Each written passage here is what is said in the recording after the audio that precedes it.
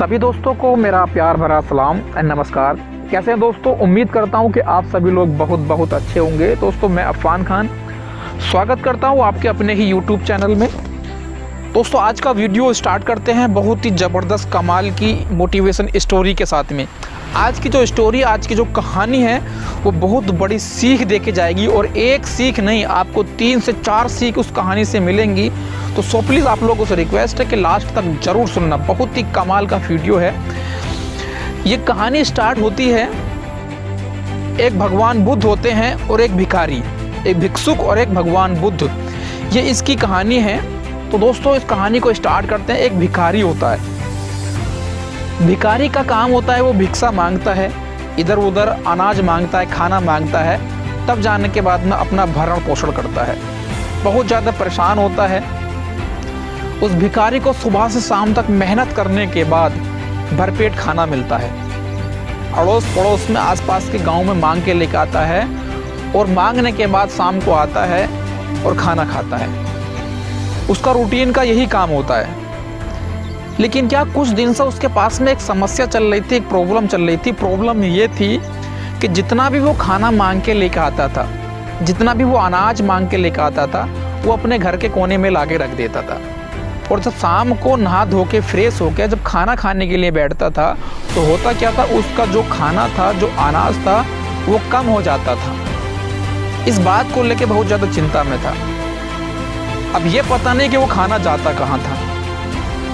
कई दिन से लेकर परेशान था। उसके मन में एक सवाल था कि मैं इसको पता लगा के रहूँगा, आखिर जितना खाना मैं मांग के लेकर आता हूँ, जितना अनाज मैं मांग के लेकर आता हूँ, कम कैसे हो जाता है। घर में कोई आता जाता भी नहीं।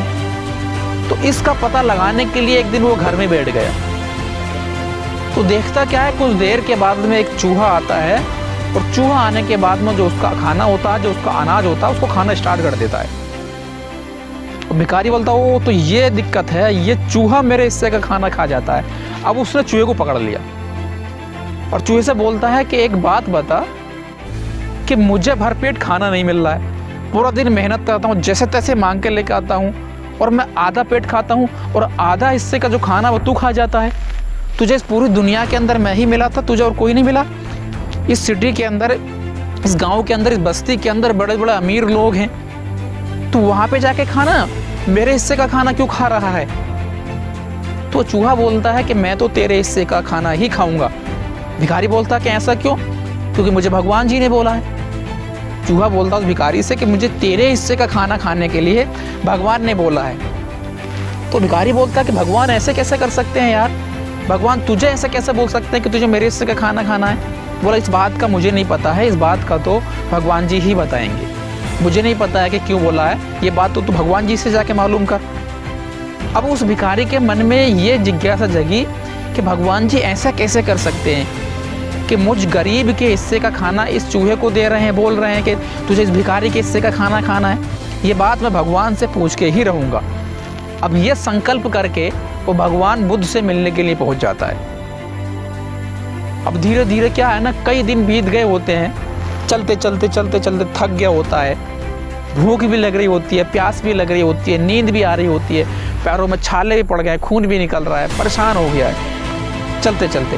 लेकिन मन में क्या था कि भगवान से पूछूंगा जरूर कि भगवान ऐसा कैसे कर सकते हैं कि मुझ गरीब के हिस्से का खाना चूहे को बोल रहे हैं खाने के लिए, दुनिया में बड़े बड़े अमीर इंसान पड़े हैं, उनके हिस्से का खाना खाने के लिए भगवान जी नहीं बोल रहे हैं। तो चलते चलते क्या सामने एक महल दिखाई देता है। तो भिखारी सोचता कि चलिए इस महल के अंदर चलते हैं, कुछ खाने पीने की व्यवस्था होती है, यहाँ पे जाके मांगते हैं, कुछ खाते हैं, उसके बाद में भगवान जी से मिलेंगे जाके। तो भिखारी उस महल के अंदर जाता है। वो महल जो होता है वहाँ के एक राजा का होता है। तो वो भिखारी उस राजा से जाके मिलता है और अपनी सारी आप बीती बताता है कि ऐसे ऐसे मैं भगवान बुद्ध के पास में जा रहा हूँ अपना एक सवाल लेके, कई दिन से परेशान हूँ, भूखा प्यासा हूँ, आप मुझे खाने पीने की व्यवस्था करके दे दीजिए। जब राजा ने ये सुना कि भगवान बुद्ध के पास में अपना सवाल लेके जा रहा, तो भगवान बुद्ध के पास में तो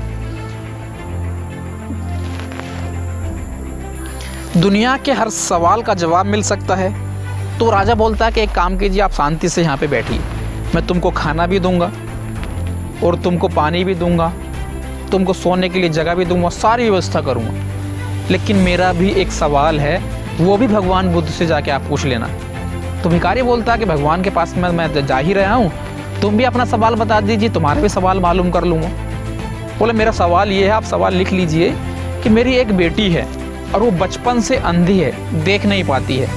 अब वो जवान हो गई है, उसकी शादी करनी है। मैं इस बात को लेकर बहुत चिंता में हूँ कि कभी मेरे बेटी की आंखों की रोशनी वापस आएगी कि नहीं आएगी। अब इसकी शादी करनी, इस अंधी लड़की से कौन शादी करेगा। बहुत परेशान हूँ, राजा हूँ, लेकिन कुछ शादी करने के लिए तैयार नहीं है अंधी लड़की से।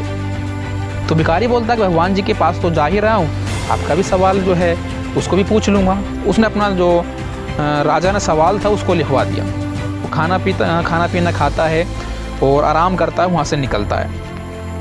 फिर कई दिन चलने के बाद वो एक पहाड़ भी पड़ता है। बर्फ़ का एक पहाड़ होता है और बहुत कठिन रास्ता होता है। वहाँ पर पहुँचता है, बहुत ठंड लग रही होती है, बर्फ़ गिर रही होती है, बड़ा मुश्किल रास्ता होता है। पहाड़ पे चलते चलते थक जाता है, बहुत ठंडी के कारण वो जमने लगता है। अब सोचता है कि भगवान से मिलना अब मुश्किल है, क्योंकि मुझे लगता है कि मैं इस पहाड़ को कभी पार नहीं कर पाऊँगा और ना ही मैं कभी भगवान बुद्ध से मिल पाऊँगा। तो अचानक क्या होता है कि वहाँ पर उसको एक जादूगर मिलता है। जादूगर उस भिखारी से आकर पूछता है कि तू यहाँ पे क्या कर रहा है, यहाँ पर तो लोग आते नहीं हैं और जो आते हैं वो बचते नहीं, तू यहाँ पर क्या कर रहा है। तो भिखारी बोलता है कि ऐसे ऐसे मैं अपना सवाल लेके भगवान बुद्ध के पास में जा रहा हूँ। तो जादूगर बोलता है कि भगवान बुद्ध के पास में जा रहा है, तो यार मेरा भी एक सवाल है। ये पहाड़ तुझे मैं चुटकी में पार करा दूंगा, लेकिन तुझे भगवान बुद्ध से मेरे भी सवाल का जवाब लेके आना है। तो भिखारी बोलता है नो प्रॉब्लम, वहाँ पे मैं जा ही रहा हूँ, तुम भी अपना सवाल बता दीजिए, तुम्हारा भी सवाल मालूम करके आ जाऊँगा। तो जादूगर बोलता है कि मैं पिछले 100 साल से परेशान हूँ, मुक्ति चाहता हूँ, स्वर्ग जाना चाहता हूँ। पिछले 100 साल से मुक्ति नहीं पा रहा हूँ, स्वर्ग नहीं जा रहा हूँ। भगवान बुद्ध से पूछना कि मैं कैसे मोक्ष प्राप्त करूँगा, कैसे मुक्ति पाऊँगा। तो भिखारी बोलता है कोई दिक्कत नहीं है, आपका सवाल ये मैं लिख लिया हूँ, ये भी मैं भगवान बुद्ध से जाके ज़रूर पूछूंगा। अब वो जादूगर अपनी जादू की छड़ी घुमाता है, उस पहाड़ जो पहाड़ होता है उसको वो पार करा देता है। फिर आगे कुछ दिन चलने के बाद में उसको जंगल पड़ता, घना जंगल, और एक बहुत बड़ी नदी मिलती है उसको। अब क्या होता है, उस भिखारी को डर होता है कि इस नदी को मैं कैसे पार कर पाऊंगा, क्योंकि ये तो बहुत बड़ी नदी है, अब शायद भगवान बुद्ध से नहीं मिल पाऊंगा। तभी क्या होता है, वहाँ पर उसको एक बहुत बड़ा एक कछुआ मिलता है। अब कछुआ बोलता है कि आप कहाँ जा रहे हैं। तो भिखारी बोलता है कि ऐसे ऐसे मैं भगवान बुद्ध के पास में जा रहा हूँ, मेरा एक सवाल है, उस सवाल का जवाब लेने के लिए भगवान से मिलने के लिए जा रहा हूँ। तो कछुआ बोलता है कि तुम अगर भगवान से मिलने के लिए जा रहे हो तो मेरा भी एक सवाल है, उसका भी जवाब लेके आना। भिखारी बोलता है कि तुम भी अपना सवाल बताइए, जब भगवान के पास में जा ही रहा हूँ तो तुम्हारे भी सवाल का जवाब जरूर लेके आऊँगा, तुम भी बताओ अपना, तुम्हारा क्या सवाल है। वो कछुआ बोलता है कि पिछले 200 साल से ड्रैगन बनने की कोशिश कर रहा हूँ, लेकिन बन नहीं पा रहा हूँ। भगवान जी से जाकर मालूम करना कि मैं ड्रैगन कब बनूंगा और कैसे बनूंगा, और ये नदी तुमको मैं पार करा दूंगा। तो भिखारी जो बोलता है कि आप मुझे नदी पार कराइए और मैं आपके सवाल का जवाब जरूर लेके आऊँगा। वो कछुआ अपनी पीठ पे बिठाता है और नदी पार करा देता है। लास्टली क्या होता है, वो भिखारी जो होता है भगवान जी से जाके, भगवान बुद्ध के पास में जाके मिल ही लेता है। जब भगवान जी उसको देखते हैं कि भिखारी के पैरों में छाले हैं, पैरों में खून निकल रहा है, फटे हाल है, भगवान बुद्ध बोलते हैं कि बताइए कैसे कैसे आना हुआ। तो भिखारी बोलता है कि भगवान जी मैं आपके पास अपना बहुत कीमती सवाल लेकर आया हूँ। भगवान जी ने उसकी कंडीशन देख के बोले कि तू अपनी ज़िंदगी के सबसे इम्पोर्टेंट 3 सवाल पूछ सकता है और मैं सिर्फ 3 सवालों का जवाब ही दे पाऊँगा। जो तेरी ज़िंदगी में सबसे ज़्यादा मायने रखते हो, तो अपने 3 सवाल मुझसे पूछ सकता है। और वो भिखारी परेशान हो जाता है, बोलता है कि 3 सवाल उसको याद आती है। वो फ्लैशबैक में जाता है, बोलता है कि अभी मैं कछुए से मिला था और कछुआ बेचारा 200 साल से ड्रैगन बनने की कोशिश कर रहा है, लेकिन बन नहीं पा रहा है, और 200 साल बहुत ज़्यादा होते हैं। मुझसे ज़्यादा परेशान तो कछुआ है, मैं कछुए का सवाल ज़रूर पूछूंगा। फिर फ्लैशबैक में जाता, फिर पीछे जाता है कि वो जादूगर पिछले 100 साल से परेशान है, मोक्ष प्राप्त मतलब उसको नहीं हो रहा है, मुक्ति उसको नहीं मिल रही, स्वर्ग जाना चाहता है। 100 साल भी बहुत ज़्यादा होते हैं। मैं उस जादूगर का सवाल भी ज़रूर पूछूंगा। फिर बैक में जाता है, उस राजा के बारे में सोचता है कि उस राजा की बेटी अंधी है, उससे कौन शादी करेगा और वो पूरी ज़िंदगी अंधकार में कैसे बिताएगी। मुझसे ज़्यादा परेशान तो वो राजा है। अब उसको ख्याल आता कि मैं 3 सवाल जो हैं वो इन्हीं के पूछ लेता हूँ, क्योंकि मैं आधा पेट भूखा रह सकता हूँ, लेकिन ये लोगों की परेशानी ज़्यादा है। तो वो अपने बारे में ना सोच के वो उनके बारे में सोचा कि मुझे अपने सवाल का जवाब नहीं पूछना है, मुझे कछुए का, जादूगर का और राजा का सवाल जो है उसका जवाब लेके जाना है। कोई दिक्कत नहीं, मैं भूखा रह सकता हूँ, आधा पेट खाना खाकर जीवित रह सकता हूँ, मर नहीं जाऊँगा। लेकिन उसके मन में दया आई, मुझे इनका सवाल पूछना है। तो भगवान बुद्ध से बोलता है कि एक सवाल है, एक कछुआ है और पिछले 200 साल से वो ड्रैगन बनने की कोशिश कर रहा है, वो क्यों नहीं बन पा रहा है। तो भगवान बुद्ध बोलते हैं कि उस कछुए को बोलना कि वो अपना जो कवच है उसका त्याग कर दे, वो ड्रैगन बन जाएगा। फिर वो जादूगर के सवाल का जवाब लेता है कि एक जादूगर है, पिछले 100 साल से मुक्ति चाहता है, स्वर्ग जाना चाहता है। भगवान बुद्ध बोलते हैं कि उसको बोलना कि उसके पास में जो जादू की छड़ी है, जो मैजिक स्टिक है, उसका त्याग कर दे। उसको बोलना कि सारी मोह माया छोड़ दे, उसको मुक्ति मिल जाएगी। वो उसको नहीं छोड़ रहा है। तो भिखारी पूछता है कि एक राजा है, उसकी बेटी बचपन से अंधी है, अंधकार में अपनी ज़िंदगी बिता रही है, जवान हो चुकी है, उसकी शादी करनी है। तो भगवान बुद्ध बोलते हैं कि उस राजा को बोलना कि वो किसी एक अच्छे लड़के से अपनी बेटी की शादी कर दे, और जिस दिन वो शादी करेगा उसकी बेटी की आंखों की जो रोशनी है वापस आ जाएगी। वो तीनों के सवाल का जवाब लेके वापस आता है और अपना सवाल छोड़ देता है। तो सबसे पहले वो कछुए से मिलता है, कछुए से बोलता है, देखो भाई कछुआ, तुम ड्रैगन बन जाओगे, लेकिन तुमको अपना जो कवच है उसको त्याग करना पड़ेगा। कछुआ बोलता कि ऐसा है? बोला हाँ बिल्कुल ऐसा है। अब कछुआ जो होता है वो अपने कवच का त्याग कर देता है और ड्रैगन बन जाता है। अब जैसे उसने अपने कवच का त्याग करा, अब उसके कवच में बहुत बेशकीमती मोती निकले। अब कछुआ बोला कि इस मोती का क्या होगा, जो ड्रैगन था वो बोला कि एक काम कर, ये मोती तू ही रख ले। अब जब भिखारी ने वो मोती रखे तो भिखारी बोला कि मैं तो बहुत अमीर इंसान बन गया। उस बेशकीमती मोती को लेते ही भिखारी जो था वो बहुत अमीर इंसान बन गया। फिर वापस आता है, वो मिलता है उस जादूगर से।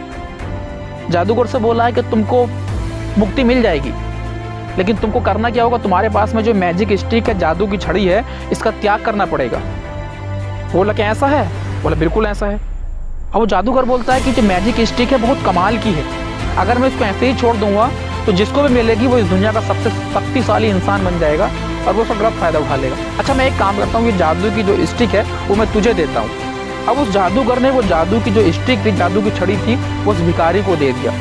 अब वो उस भिखारी उस दुनिया का सबसे ताकतवर शक्तिशाली इंसान बन गए।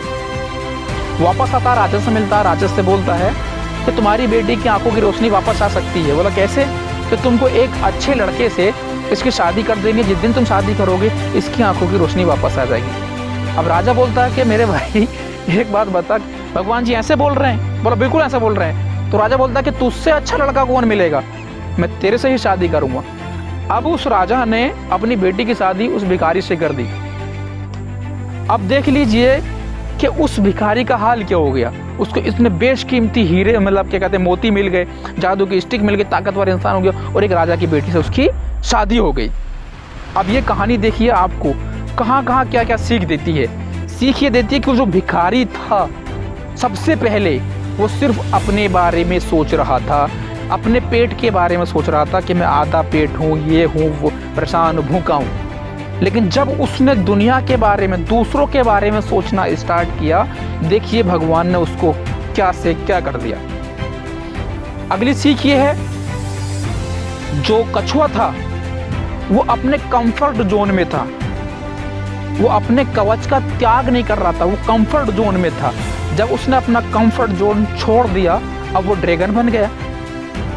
और अगली सीख होती है, वो जो जादूगर था उसको जो मुक्ति नहीं मिल रही थी, वो अपनी मोह माया से बाहर नहीं निकल रहा था, वो जादू की छड़ी का त्याग नहीं कर रहा था, इसलिए वो मुक्ति नहीं पा रहा था। इसलिए दोस्तों मैं आपको यही बताना चाहता हूँ कि आपको अपने बारे में ना सोच के अपनी टीम के बारे में सोचना है, अपने डाउनलाइंस के बारे में सोचना है और अपने आसपास के जो भी आपके टीम में डाउनलाइंस हैं उनके बारे में सोचना है। जिस दिन आपने दूसरों के बारे में सोचना स्टार्ट कर दिया, उनका कहते हैं ना कि कर भला तो हो भला, जब तक आप दुनिया का दूसरों का भला नहीं करोगे आपका भला नहीं होगा। प्लस आपको अपना जो कंफर्ट जोन है, जहाँ पर आप अपने आप को सेफ महसूस कर रहे हैं, उसको छोड़ना पड़ेगा उस कछुए की तरह। दोस्तों, आज की जो कहानी है मुझे उम्मीद है 100% आपको ज़रूर पसंद आई होगी। अगर आपको पसंद आई है तो आप इसको एक लाइक दे सकते हैं और अपने दोस्तों के साथ में व्हाट्सएप ग्रुप में, फेसबुक पे आप इसको ज़रूर शेयर कीजिएगा, क्योंकि ये मोटिवेशन स्टोरी बहुत सोचने और समझने के बाद में आप लोगों को बताई गई है। सीख यही है कि आपको कंफर्ट जोन छोड़ना पड़ेगा, दूसरों के बारे में सोचना पड़ेगा और दृढ़ संकल्प लेना पड़ेगा। उस भिखारी की तरह भगवान से मिलना है तो मिलना है, कुछ भी हो जाए। प्लस अपनी जो आपका जो मोह माया है, जो आपके पास में लालच है, उसको छोड़ना पड़ेगा।